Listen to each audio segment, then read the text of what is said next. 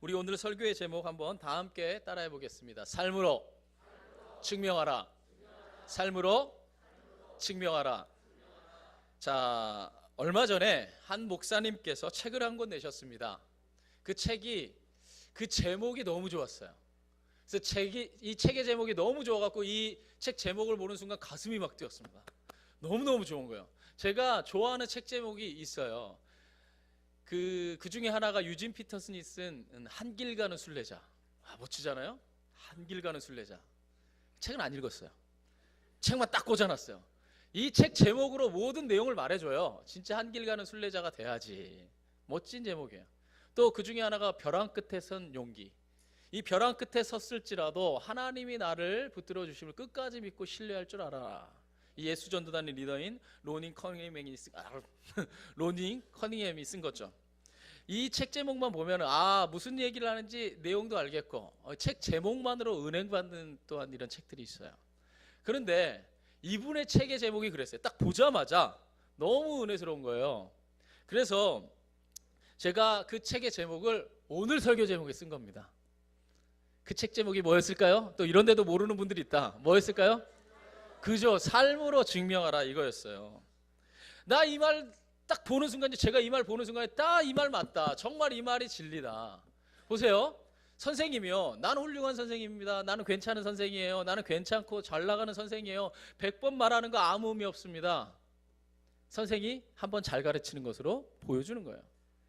자, 운동선수가 말합니다. 나는 진짜 훌륭한 운동선수입니다. 나는 운동을 너무 잘해요. 나는 운동 아니면 정말 보여줄 게 없습니다 라고 얘기해놓고 말로 100번 말하면 뭐합니까? 축구선수가 아무리 축구 잘한다고 해도, 야구선수가 아무리 야구 잘한다고 해도 축구선수는요 골로 증명하는 거고 야구선수는 홈런으로 증명하는 거예요. 그렇지 않습니까? 저는 이 설교의 제목, 오늘 이 설교의 제목을 보면서 그런 생각이 들었어요. 야, 그렇다. 그리스도인의 삶도 이런 것이다. 삶으로 증명하라. 삶으로 증명되지 않는 그리스도인의 삶은 가능하지 않다는 얘기죠. 내가 100번 1000번 나는 괜찮은 크리스찬입니다. 난 하나님 잘 믿어요. 난 하나님의 뜻을 따릅니다라고 여러분이 아무리 수없이 말해도 삶으로 증명되지 않는 그리스도인의 이 모습은 진짜 그리스도인의 삶이 될 수 없다는 겁니다. 그래서 고린도후서 2장 15절에 이 사도 바울이 말하기를 그리스도인은 하나님과 사람 앞에서 그리스도의 향기라 말해줍니다. 그리스도인의 향기. 다시 말해 자신이 그리스도인임을 삶으로 증명하고 그 향기로 드러나지 않는 자는 그가 진짜 그리스도인이라 말할 수 없다는 겁니다. 그렇다면 우리가 그리스도의 향기를 바라는 자가 되기 위해서 가장 중요한 게 무엇일까요? 그것은 바로 마음입니다. 이 마음이 가장 중요한 거예요. 그래서 잠언 4장 23절에 이렇게 성경은 말하고 있습니다. 한번 다 같이 볼까요? 띄워주실래요? 잠언 4장 23절에 이렇게 말합니다. 한번 다 같이 읽어볼까요? 시작. 생명의 근원이 이에서 남이니라. 보세요. 성경이 말합니다. 좀 띄워주세요. 띄워주세요. 네. 모든 지킬 만한 것 중에 더욱 내 마음을 지키라는 겁니다. 자, 여기서 내 마음을 지키라 할 때 이 마음은 뭡니까? 보세요. 여기에 있는 이 그릇이 물을 담고 있기 때문에 뭡니까? 물컵이고, 밥을 담는 그릇이 밥을 담기 때문에 밥그릇입니다. 그렇다면 이 마음에는 무엇을 담기 때문에 이 마음의 그릇이라 말하느냐? 이 마음에는요 영혼이 담기는 거예요. 영혼이 깃들어 있는 것이 바로 이 마음입니다. 그래서 오늘의 이 잠언 4장 23절의 성경 구절은요 이렇게 바꿔 말할 수도 있습니다. 모든 지킬 만한 것 중에 더욱더 내 영혼을 지켜라. 왜냐? 왜 이것이 중요하냐? 생명의 근원이 이에서 나기 때문이다. 그렇다면 여기서 제가 한 가지 더 묻겠습니다. 성경이 말하는 우리에게 지키라고 하는 그 마음은 무엇인가? 성경이 우리에게 지켜내라고 하는 그 마음은 과연 무엇이겠습니까? 바로 그것이 오늘 성경의 본문, 오늘 말씀의 본문이 그걸 말해주고 있어요. 사도 바울이 빌립보서 2장 5절에 이렇게 말합니다. 한번 2장 5절 말씀을 다 같이 읽어보겠습니다. 시작. 너희 안에 이 마음을 품으라. 곧 이 마음은 무슨 마음이다? 그리스도 예수의 마음이다. 그렇습니다. 성경이 말합니다. 너희 안에 이 마음을 품어라. 이 마음은 어떤 마음이냐? 곧 그리스도 예수의 마음이다. 그러니까 모든 지킬 만한 것 중에 더욱 너희가 이 마음을 지키라. 이 마음은 무슨 마음이다? 그리스도 예수의 마음이다. 이 예수의 마음에서부터 생명의 근원이 흘러나는 것이다. 그렇습니다. 우리가 예수님의 마음을 품고 그 마음을 지키며 살아가는 자가 되어야 합니다. 생명의 근원도 그리스도의 향기도 바로 이 마음에서부터 나오기 때문입니다. 제가 아주 쉬운 예를 한번 들어볼게요. 여러분 너무나 잘 알고 있는 바카스, 젊음의 상징 바카스, 피로할 땐 바카스. 바카스 아시죠? 좋아하시죠? 제가 한번 먹어볼게요.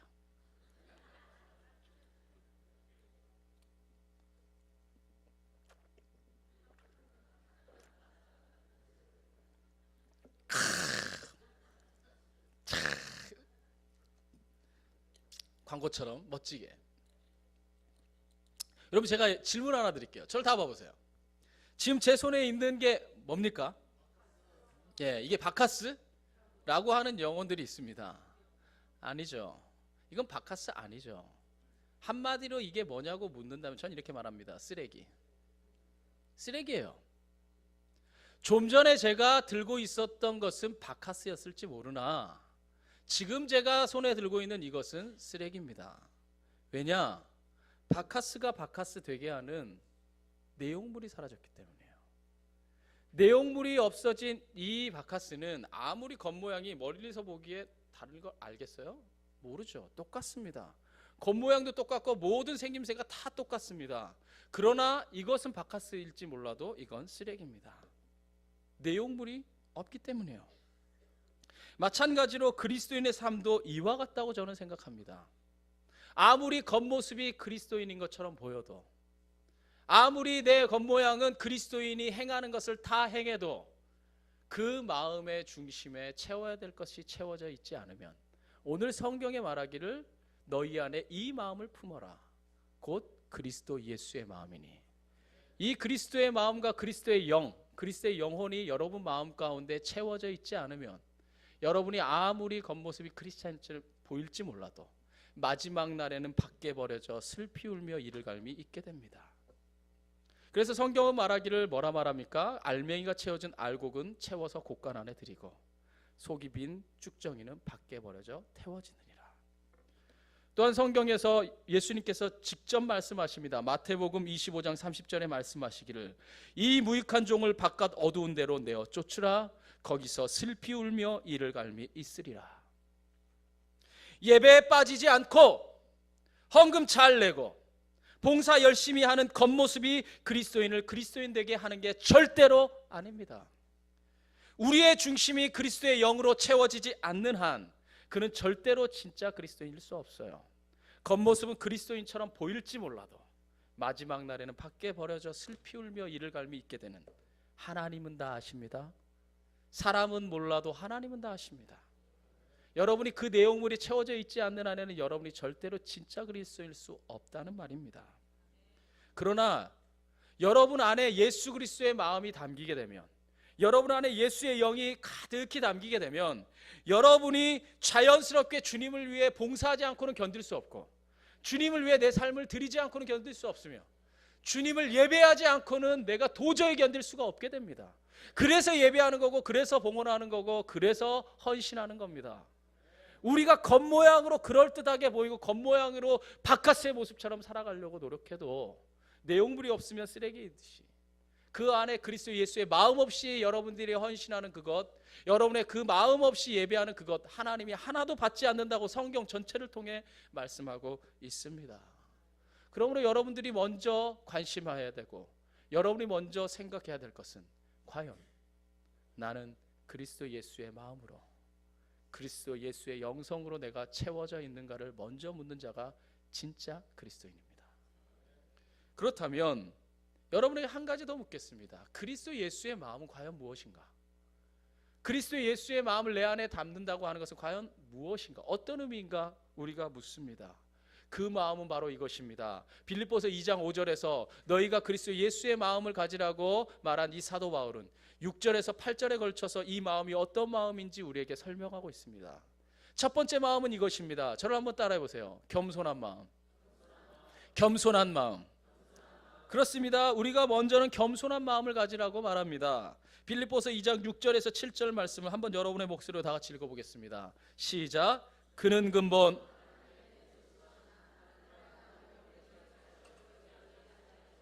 오히려 자기를 비워 종의 형체를 가지사 사람들과 같이 되셨고, 할렐루야. 그는 근본 하나님의 본체셨으나 하나님과 동등됨을 취할 것으로 여기지 아니하시고 오히려 자기를 비우셔서 이 세상에 사람의 모양을 하시고 나타나셨습니다.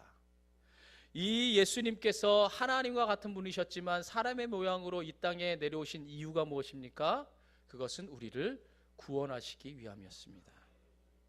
이 예수님의 마음을 한마디로 표현한다면 바로 겸손하고 또한 겸손한 마음입니다.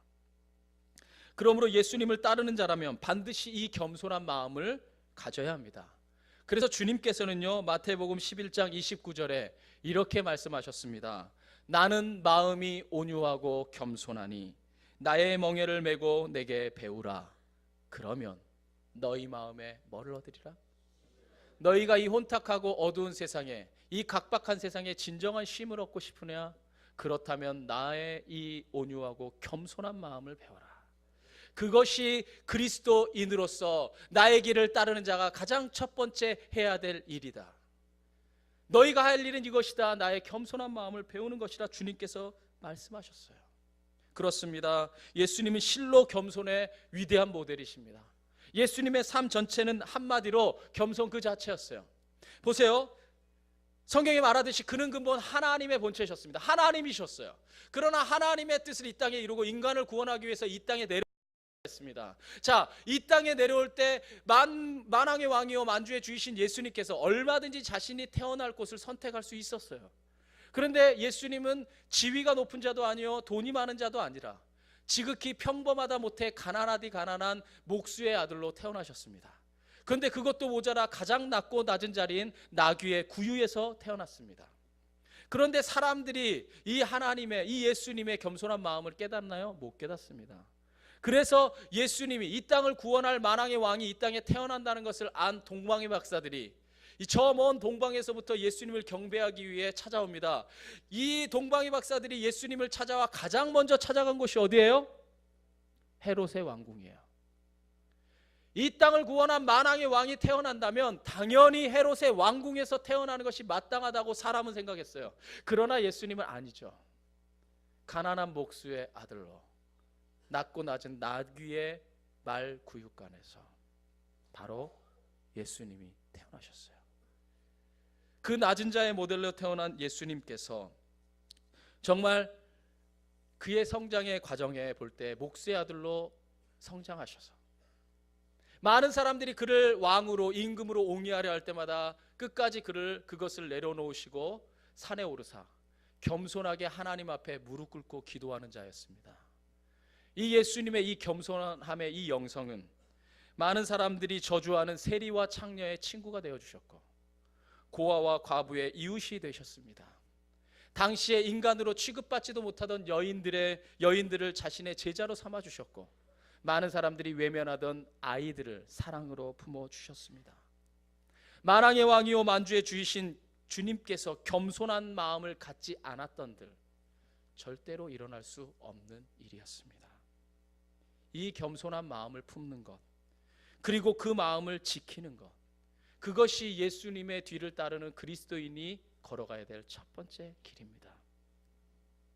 저는요, 성경에서 겸손을 보여주는 겸손의 모델을 한 명을 꼽으라고 한다면 요셉인 것 같아요.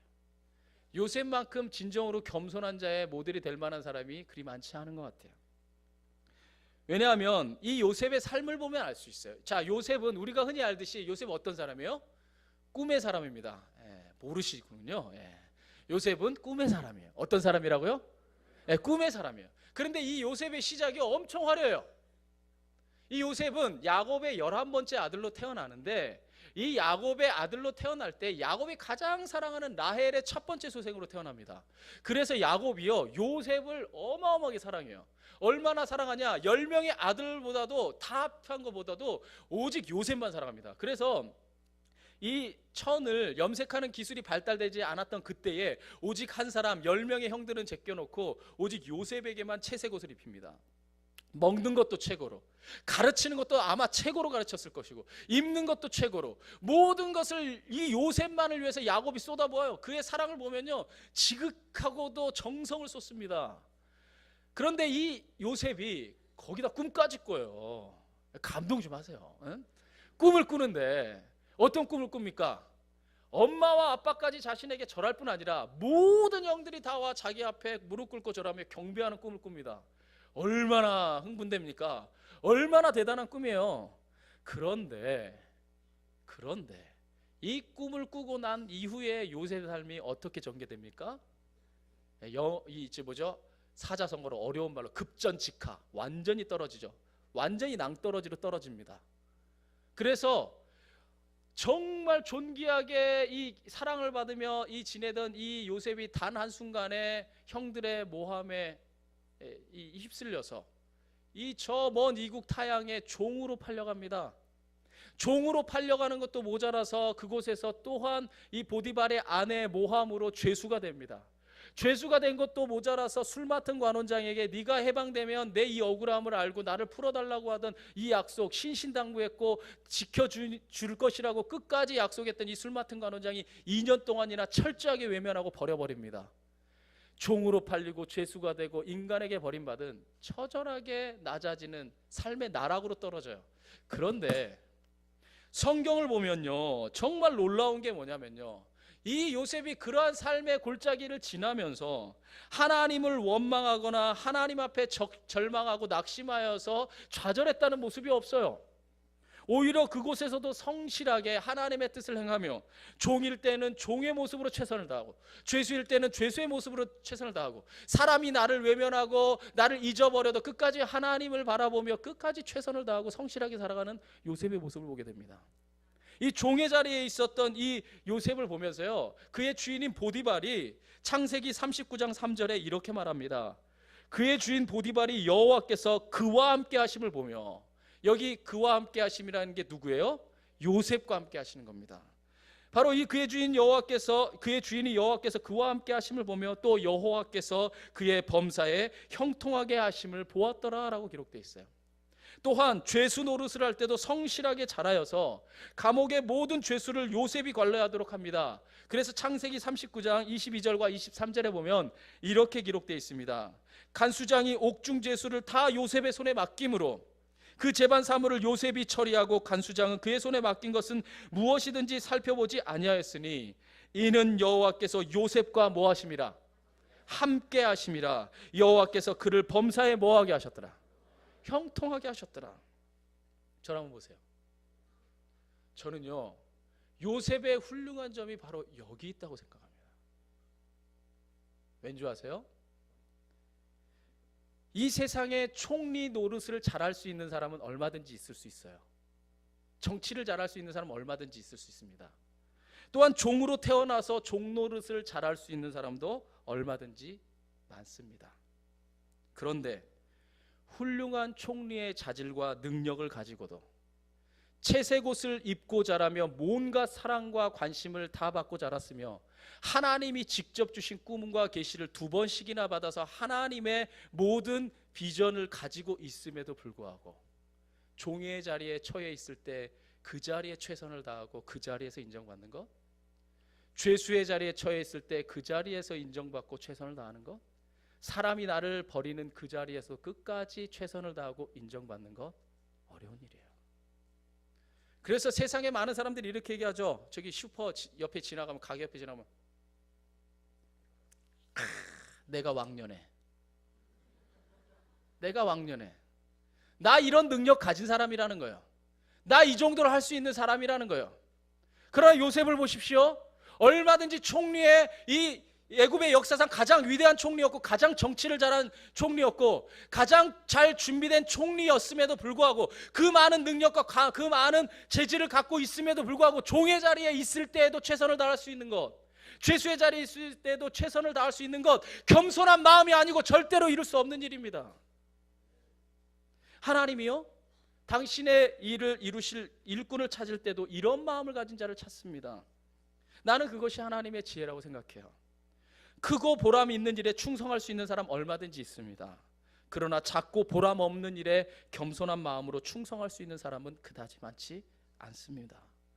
그래서 하나님은 하나님이 쓰실 만큼 충성스럽고 겸손한 일꾼을 작은 일에 충성하는 사람이 더 많습니다. 그런 사람에게는요 큰 일을 맡겨도 얼마든지 잘할 수 있어요. 그래서 여러분처럼 작고 연약한 자리에서 하나님의 일을 겸손함으로 이루는 자들이 진정으로 하나님 나라에서 큰 자입니다. 그런 사람에게는 큰 일을 맡겨도 자신을 나타내는 교만이 없어요. 그런 면에서 요셉만한 겸손의 인물을 찾아보기가 드뭅니다. 여러분, 겸손의 반대가 무엇입니까? 교만이죠. 겸손의 반대가 교만입니다. 따라서 교만은 결코 그리스도 예수의 마음일 수가 없어요. 그것은 철저히 사탄의 마음입니다. 그러하기에 우리는 교만해지려는 것을 늘 경계해야 됩니다. 저는요 이 말씀을 준비하면서 이런 고민을 해봤습니다. 그렇다면 교회 안에서 가장 교만하기 쉬운 사람은 누구일까? 우리가 하나님을 예배하는 자 가운데서 가장 교만하기 쉬운 사람은 누구일까? 고민하다가 제가 결론 이렇게 내렸습니다. 바로 나다. 목회자라는 겁니다. 일단 목회자가 되면요 나의 고하를 막론하고요 나의 여하를 막론하고 많은 사람들이 존경해 줍니다. 그리고 목회자가 하는 말을 진심으로 따르고 순종하는 많은 성도님들이 있습니다. 저보다 훨씬 연배가 높음에도 불구하고 기꺼이 따라줍니다. 그런데 이것은 하나님의 영적인 질서를 세우고 하나님의 교회를 이끌어가기 위해서 그렇게 세운 것이지, 내가 그런 대접을 받고 그런 마음, 그런 존경을 받을 만한 그릇이 되는 것이라고 착각하는 순간 바로 그 사람이 사꾼 목회자가 됩니다. 제가 여러분들의 겸손과 여러분들의 섬기는 그 모습을 겸손한 마음으로 받고 저는 또한 겸손한 마음으로 여러분에게 다시 되돌려 드려야 됩니다. 그것이 아무리 교회가 커져도 아무리 많은 성도들이 나를 따라도 내가 끝까지 지켜야 될 마음입니다. 이것은 제가 대표적으로 목회자를 이야기한 것뿐이지 여기서 장로님들, 권사님들 또는 디렉터님, 목자님들 마찬가지입니다. 우리가 그리스도 예수의 이 겸손한 마음을 잃어버리고 내가 그러한 대접을 받을 만하고 내가 이 사람들에게 이런 명령을 할 만한 위치에 서 있다고 생각되는 순간 그 마음 가운데 그리스도 예수의 마음은 없는 거예요. 얼마 전에 우리 장학일 목사님이 설교하실 때 한 예화를 듣고 참 마음이 아팠습니다. 그 내용이 무엇이냐면 전 세계 부흥의 역사를 취재하는 수많은 외국 기자들이 한국에 방문했습니다. 한국에 세계 10대 교회 가운데 5개가 있잖아요. 이 불과 100여 년의 역사밖에 되지 않은 이 한국 교회, 이 엄청난 교회들이 많다는 것을 소식을 듣고 많은 외국의 기자들이 와서 취재했습니다. 취재하고 돌아가면서 이 기자들이 딱 한마디를 남기고 갑니다. 뭐라고 했습니까? 나는 전 세계를 돌아다니며 많은 목회자를 만났지만 이 한국의 목회자들처럼 교만하고 권위적인 사람들은 만나본 적이 없다. 그리고 떠나갔습니다. 보세요. 나를 따른 사람이 10,000명이 되고 20,000명이 되고 30,000명이 돼도 그 마음 가운데 그리스도 예수의 마음이 없는 한은 안타깝지만 사꾼 목자입니다. 우리는 주님의 이 마음을 딛고 일어서지 않는 한 내 이 교만함을 채울 수가 없어요. 내가 이 교만함을 채우려면 반드시 주님의 마음을 딛고 일어서야 돼요. 그렇기 때문에 주님의 뜻이 이루어지지 않는 거예요. 오늘 우리가 이러한 교만함 가운데 선다면 더 이상 한국교회의 미래는 없다고 생각합니다. 저는요 여러분들이 그리스도의 마음을 세우는 자가 되길 간절히 원합니다. 그래야 여러분이 낮아짐으로 하나님의 뜻을 이루는 자가 되어야 됩니다. 바로 그러한 자들을 통해서 하나님의 뜻은 이루어지기 때문입니다. 그래서 잠언 16장 18절에 이렇게 말합니다. 교만은 패망의 선봉이요 거만한 마음은 넘어짐의 앞잡이니라. 야고보서 4장 6절에는 또한 이렇게 말합니다. 하나님은 교만한 자를 물리치시고 겸손한 자에게 은혜를 주신다. 여러분, 겸손한 자에게 은혜를 주신다고 하는 것이 무슨 뜻입니까? 은혜, 하나님의 영성이 깃든다는 거예요. 하나님의 마음이 깃든다는 겁니다. 어떤 자에게? 겸손한 자에게. 오늘 여러분들이 겸손한 마음으로 하나님의 영이 깃드는 자가 되기를 간절히 축원합니다.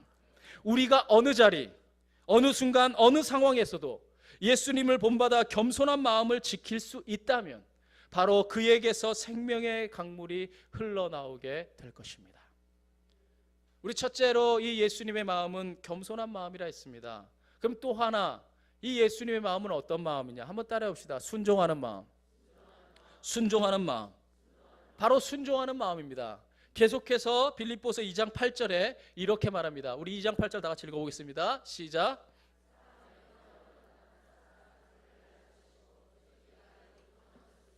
곧 십자가에 죽으심이라. 예수님이 사람의 모양으로 나타나셔서 자기를 낮추시고 죽기까지 복종, 즉 순종하셨으니 곧 십자가에 죽으신 겁니다. 예수님은 자기를 낮추시고 죽기까지 복종하셨어요. 그 죽음이 예사 죽음입니까? 아니죠. 십자가에 달려 죽는 죽음입니다. 온갖 멸시와 천대, 조롱과 핍박을 다 당하고서 죽는 죽음입니다. 그럼에도 불구하고 하나님의 말씀이었기 때문에 예수님이 끝까지 순종하였고 그 순종을 통해 하나님의 구원의 역사가 완성될 수 있었습니다. 진정한 그리스도인이 되고자 하십니까? 그렇다고 한다면 하나님의 뜻을 이루기 위해 죽기까지 순종하는 마음을 가지십시오. 성경을 보면 성경에 등장하는 주인공들은 다 하나님 앞에 진심으로 순종하는 사람들이었습니다. 노아는 방주를 만들라는 하나님의 말씀에 순종함으로 모든 사람에게 미친 사람이라는 소리를 들으면서까지 순종했고, 아브라함은 본토 친척 아비집을 떠나라는 하나님의 말씀에 자신의 목숨을 걸고 순종했습니다. 요셉은 자신을 죽이려 했던 이 형들을 조건 없이 순종하라는 하나님의 말씀에 끝까지 순종했고, 여호수아는 가나안을 정복하라는 이 하나님의 말씀에 택도 없는 군인을 가지고 하나님의 말씀에 순종하여 가나안을 정복했습니다. 바울은 복음을 전하라는 하나님의 이 말씀에 순종하여 자기의 목숨을 초계와 같이 버리고 순종하였을 때 전 세계에 하나님의 복음이 심기어지고 복음의 역사가 일어나는 초석이 된 줄 믿습니다. 무엇보다도 순종의 극치는 바로 예수님께 있습니다.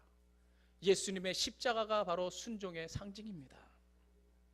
예수님은 하나님의 뜻을 따라 만왕의 왕이요 만주의 주이시면서도 온몸이 다 발각벗겨져서 시로나기 하나 걸치지 못하고 채찍에 맞으시고 머리에 가시관을 쓰시고 손과 발에 못이 박히시고 옆구리에 창이 찔리면서까지 순종하셨습니다.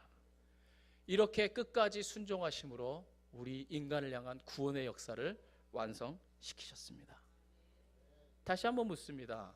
여러분이 그리스도인의 길을 걸어가는 하나님의 자녀입니까? 그렇다면 예수님을 본받아 여러분도 끝까지 십자가를 지는 자가 되어야 합니다. 그래서 예수님께서 친히 이렇게 말씀하셨습니다. 마태복음 16장 24절에 예수님께서 친히 이렇게 말씀하십니다. 이에 예수께서 제자들에게 이르시되 아무든지 나를 따라오려거든 자기를 부인하고 자기 십자가를 지고 나를 쫓을 것이니라. 순종하는 것이 왜 어려운 줄 아세요? 순종하는 것이 왜 힘든 줄 아십니까? 십자가를 지기 싫기 때문이에요. 십자가를 지는 게 어렵기 때문입니다. 그래서 겟세마네 동산까지는 가겠는데 골고다까지는 못 가겠는 거예요. 적당히는 순종하겠는데 완전히는 순종 못 하겠는 겁니다. 바로 이것이 우리를 순종하지 못하게 하는 마지막의 걸림돌입니다. 여러분 마음에요, 진심으로 하나님의 뜻을 위해서는 해야 되는데 진짜 하기 싫은 게 있어요. 하나님의 뜻을 이루기 위해서는 해야 되는데 여러분 마음에는 내키지 않는 일이 있어요. 그게 뭔지 아세요? 그게 바로 여러분의 십자가예요. 왠지 아십니까? 하나님의 구원의 역사를 이루기 위해서는요, 예수님이 하나님이 허락하신, 하나님이 뜻하신 십자가를 져야 했어요. 근데 하나님이 이 뜻을 예수님에게 주셨지만 예수님은 누구보다도 이걸 지기 싫었어요. 얼만큼? 땀방울이 핏방울이 될 만큼. 그래서 이 잔을 옮겨달라고 몸부림치면서 예수님이 기도한 겁니다. 그런데 예수님이 마지막 순간에 뭐라 말합니까? 내가 어찌 하나님이 주신 잔을 마시지 않을 수 있겠느냐. 하나님의 뜻을 이루기 위해서 기꺼이 자신의 것을 내려놓고 그 순종의 잔을 마셨을 때에 하나님의 구원의 역사가 이루어졌습니다. 이 십자가의 원리가 우리와도 똑같아요. 하나님의 뜻을 이루기 위해서는 반드시 져야 되는 십자가인데 나는 땀방울이 핏방울이 될 만큼 지기 싫은 겁니다. 바로 그 거룩한 부담, 바로 여러분에게 맡겨진 그것, 그게 여러분의 십자가입니다. 그거 못 지겠습니까? 여러분 그리스도의 사람이 아니에요. 왜냐? 그리스도 예수의 마음이 담겨 있으면 예수님하고 똑같이 걸어가게 돼 있어요.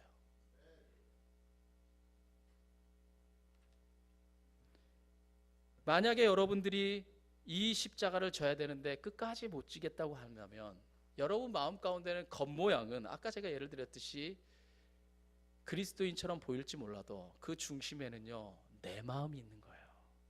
그리스도 예수의 마음이 아니라 내 마음이 있는 거예요. 이 10년 가운데 그리스도 예수의 마음이 아니라 내 마음이 있는 게 그게 뭔지 아세요? 그게 교만이에요. 뭐 콧대를 높이고 턱을 꼿꼿이 세우는 게 교만인 줄 아세요? 아니요. 그리스도 예수의 마음이 사라지고 내 마음으로 가득 찬 것이 바로 교만입니다. 여러분이 이 그리스도 예수의 마음을 끝까지 순종함으로 채울 수 있는 자가 되기를 간절히 원합니다. 성경에 보면요, 하나님과 사람의 기대를 엄청나게 많이 받고 시작한 사람들이 있습니다. 그 대표적인 인물 가운데 한 사람이 바로 사울입니다. 이 사울은요, 그 시작 자체가 너무나 찬란해요. 하나님이 보시기에 이스라엘의 왕을 세운다면 사울만한 사람이 없어요. 많은 사람들이 따르기에도 이 사울만큼 위대한 사람이 없어요. 그래서 하나님도 사울을 세우기 기뻐하셨고 사람들도 사울을 따르기를요 기꺼이 따랐습니다. 그만큼 사울은 위대하고도 겸손한 사람이었어요.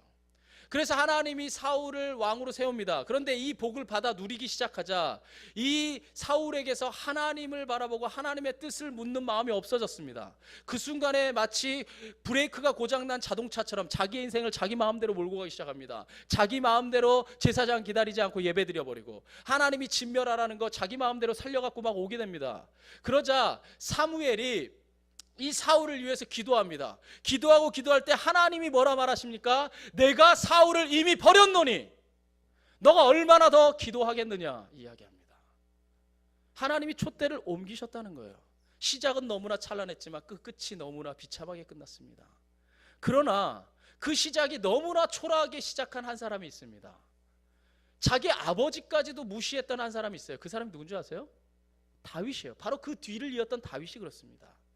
이 다윗은요, 자기의 아버지가 자기의 집안에서 왕이 나올 것이라는 이 하나님의 예언을, 사무엘의 예언을 가지고 이 자기 아들을 부를 때에 유독 다윗만 안 불러요. 그 얘기는 뭡니까? 아버지조차도 다윗 무시한 거예요.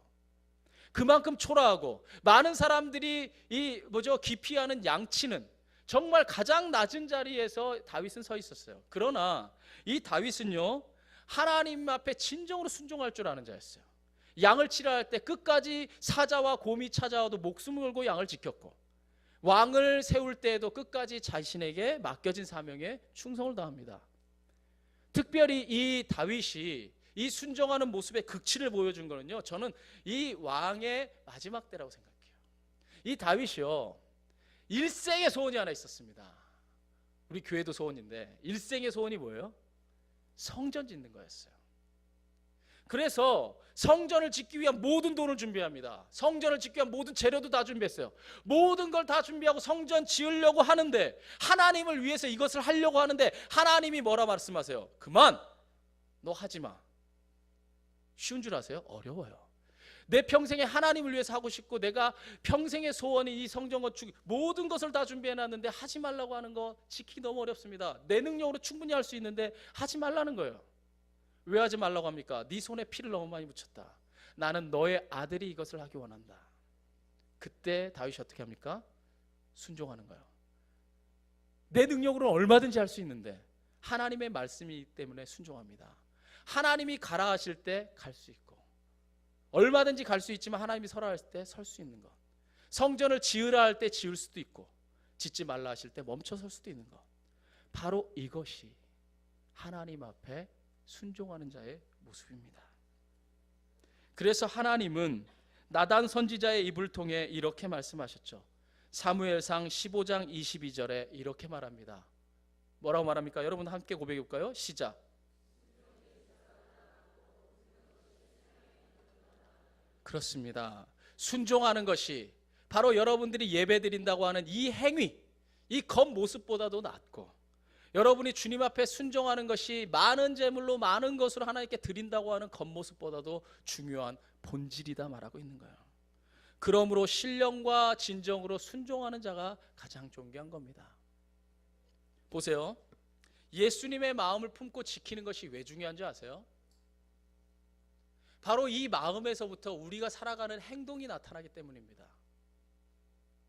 이 죄를 의미하는 이 하말티아라는 이 원어는요, 그 뜻이 뭐냐면 관역에서 벗어났다는 거예요.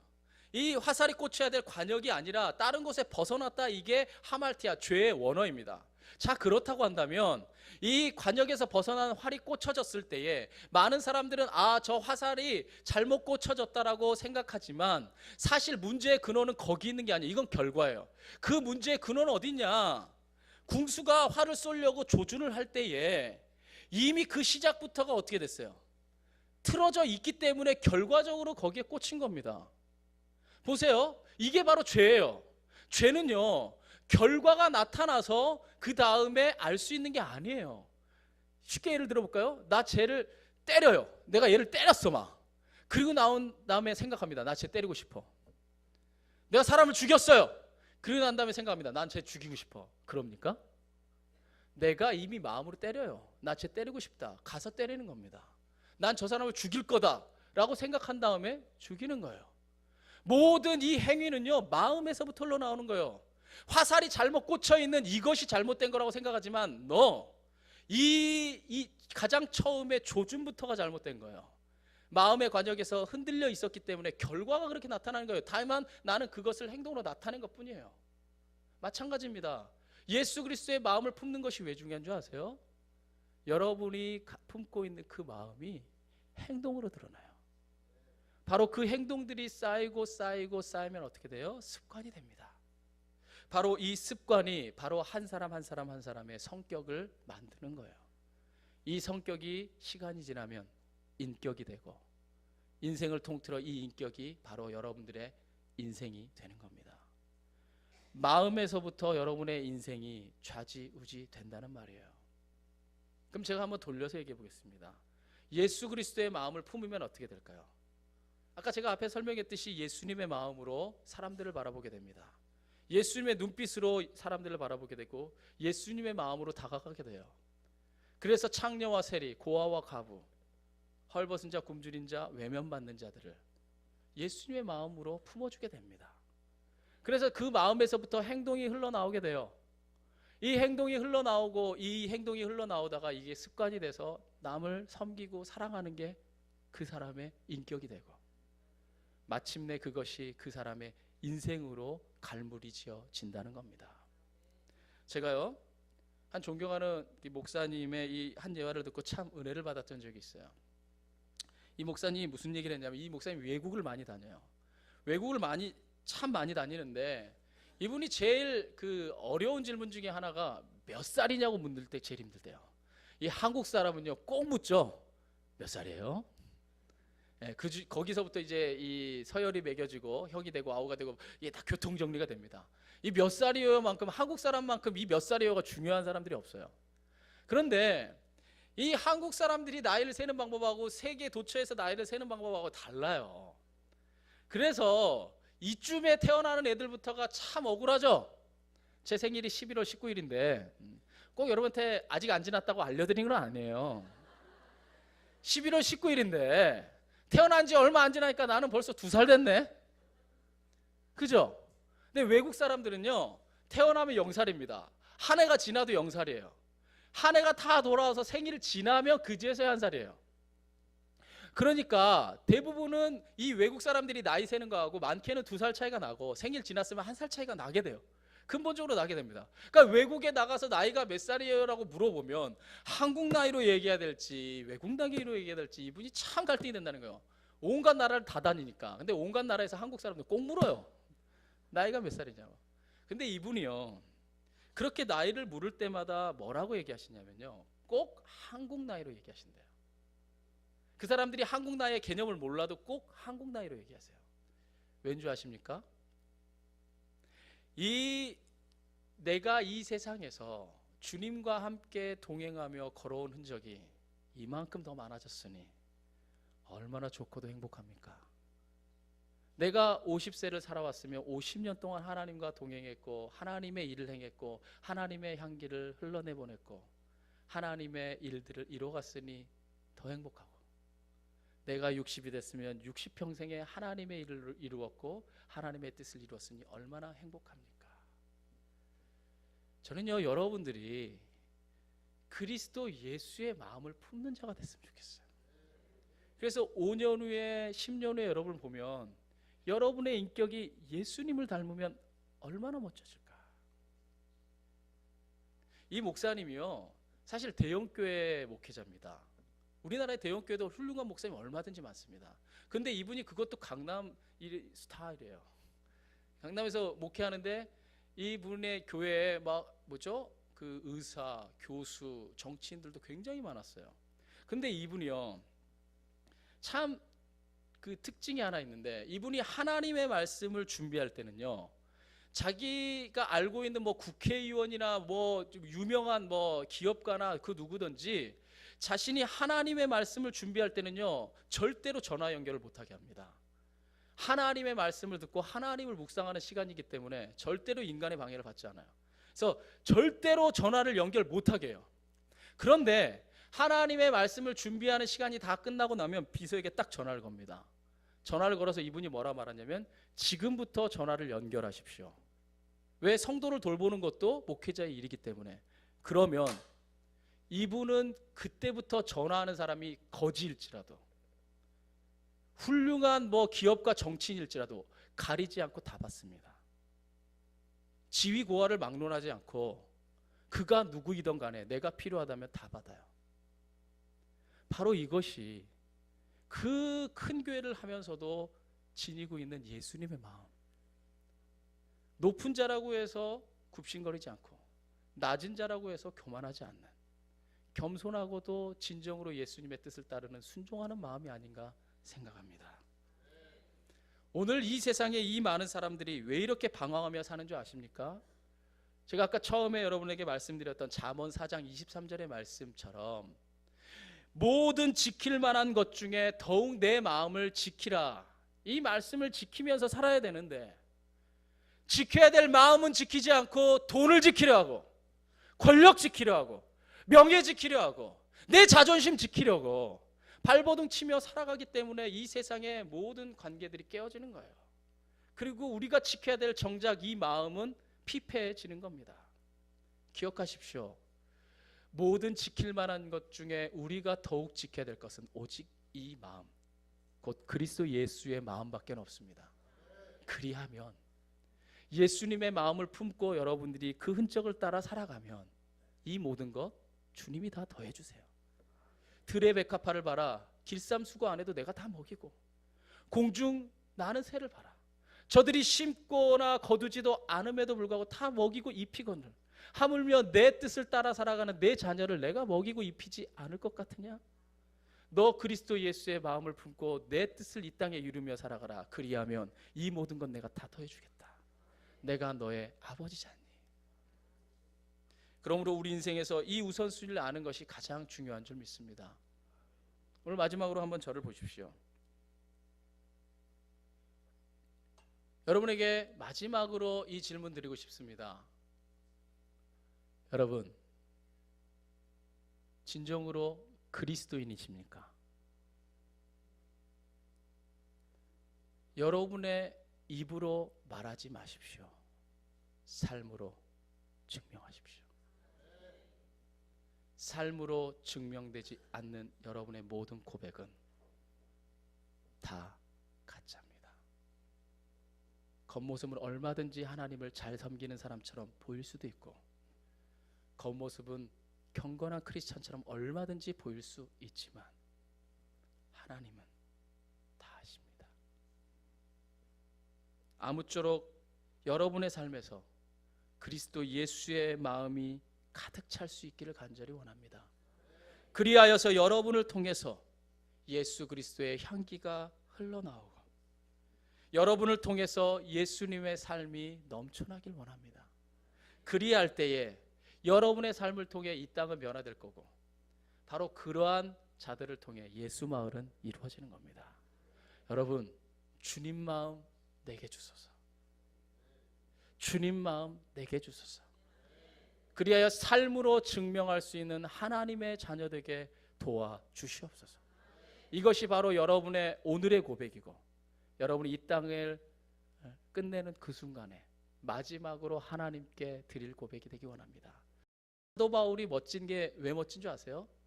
내가 벌써 전제와 같이 하나님께 드려진 바 되었고 내 달려갈 길을 다 마친 후에 내가 믿음을 지켰노라 얘기하는 거예요. 돌려 얘기해 볼까요? 바울은 말합니다. 나는 삶으로 증명했노라. 나는 예수 그리스도를 믿는 자였고 나는 그것을 내 삶으로 나타내었노라. 여러분들이 이 그리스도의 마음을 실천함으로 이 땅에 하나님의 뜻을 이루는 자가 되기를 간절히 축원합니다. 그 마음을 담아서 우리 다 함께 우리 결단의 찬양으로 아까 드렸던 찬양, 우리 찬양팀 나오시고 우리 주님 마음 내게 주셔서 함께 찬양하겠습니다.